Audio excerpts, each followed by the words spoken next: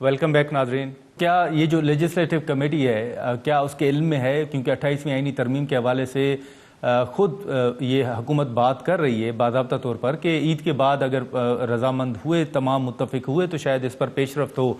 आप समझते हैं कि इस वक्त ऐसा माहौल है और लेजिस्लेटिव कमेटी के इल्म में है कि हुकूमत की कोई ऐसी मूव या ऐसा कोई इरादा है आने वाले दिनों में?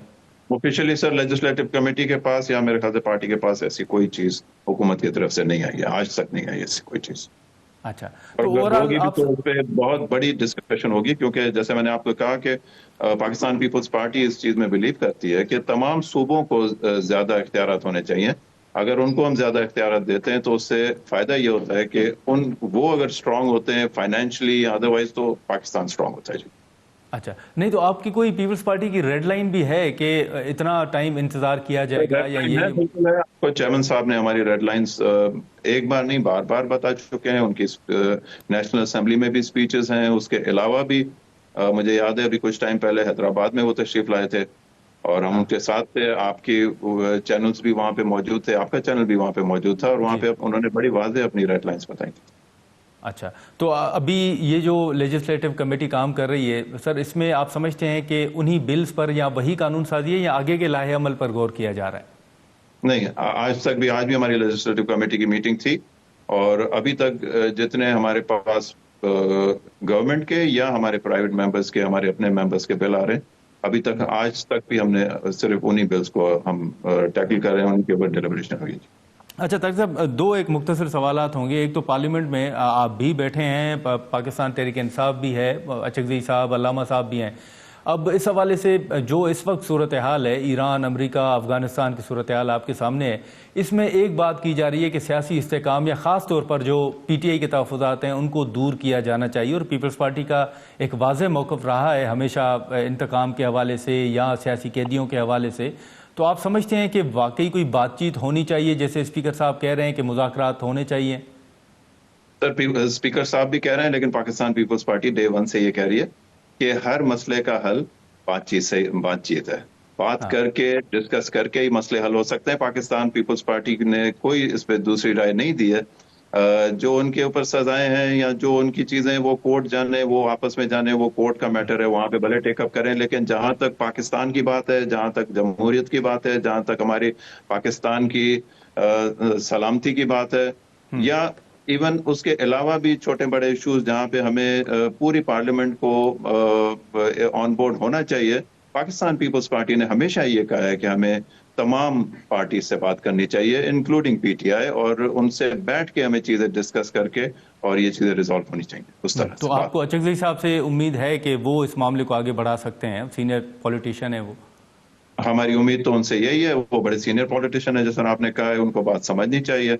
क्योंकि स्पेशली अभी तो सिर्फ ये ईरान वाली बात नहीं है, ईरान से बात आगे बढ़ गई है कि ऑब्वियसली उसके फाइनेंशियल इम्पैक्ट्स पाकिस्तान पे भी आएंगे। अभी आप देखें कि फ्यूल की प्राइसेस बढ़ना शुरू हो गई हैं। अब हाँ। ये हमारी जो बड़ी मुश्किल से हम जो CPI को नीचे लेकर आए थे, जो कि 22-23% पे PTI के जमाने में चली गई थी, वो अभी हम 5-6% पे लेकर आए हैं, जो इन्फ्लेशन है। तो जी। इस तरह की चीजें अब वो वापस दोबारा हमारे लिए एक और बहुत बड़े चैलेंजेस, पाकिस्तान की वजह से नहीं लेकिन इंटरनेशनल जो ये इवेंट्स हो रहे हैं उनकी वजह से इसका इम्पैक्ट आएगा। प्लस आपको ये पता भी है कि ईरान और हमारा बलूचिस्तान का एक बहुत लंबा बॉर्डर है जो कि जी। साथ का है, तो उसके ऊपर जारी बात है, उसमें भी स्पिल ओवर हो सकती हैं ये चीजें। हम्म। तो आई कंप्लीटली मतलब मेरा ये मैं ये कहूंगा कि इसके ऊपर हमें सीरियसली बैठ के तमाम पार्टियों को, पाकिस्तान पीपल्स पार्टी तो डे वन से ये कहती है कि सबके साथ बैठें, सबके साथ बात करें, सबके साथ बात करके मसलों को हल करें। अच्छा, लेकिन आप तारिक साहब, आप चेयरमैन भी हैं फूड सिक्योरिटी कमेटी के। अब तेल की कीमतों के हवाले से या शॉर्टेज के हवाले से तो खबरें आ रही हैं, लेकिन ओवरऑल ये फूड सिक्योरिटी हो या शॉर्टेज के हवाले से आपको कोई खदशात हैं ओवरऑल? जी सर, बिल्कुल। मैंने तो अभी लास्ट हमारी कमेटी में भी ये बात की थी और बार बार हम इस चीज को उठाते रहते हैं कि पाकिस्तान देखें, एग्रीकल्चर एक बेस इकोनॉमी है जी। और एग्रीकल्चर बेस इकोनॉमी होते हुए भी आपको मतलब फूड सिक्योरिटी की, अगर मैं आपको इनसिक्योरिटी की बात बताऊं कि जो बेस्ट हमारे साल गुजरे हैं, जो 2 से 3 साल पहले हमारा बेस्ट साल गुजरा था गंदम में, वीट में, उसमें भी हम तकरीबन 24 to 25 मिलियन मेट्रिक टन हमने वीट प्रोड्यूस की थी। लेकिन पाकिस्तान जो कंज्यूम करता है वो 31 मिलियन मेट्रिक टन उस टाइम पे था, आज 32 मिलियन मेट्रिक टन की रिक्वायरमेंट है। मतलब 32 मिलियन मेट्रिक टन पाकिस्तान खुद खाता है साल में, और हम जो बेस्ट ईयर में हमने प्रोड्यूस किया था वो 24 से 25 मिलियन मेट्रिक टन था।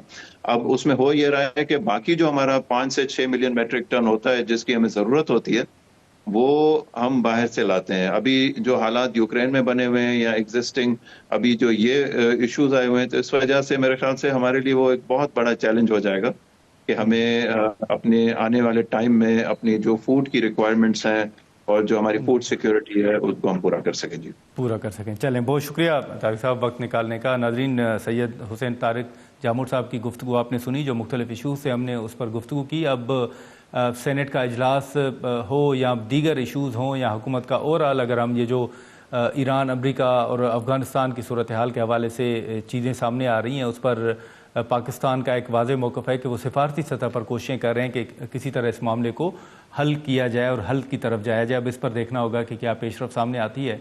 आज के प्रोग्राम में इतना ही, इजाज़त दीजिए, अल्लाह हाफ़िज़।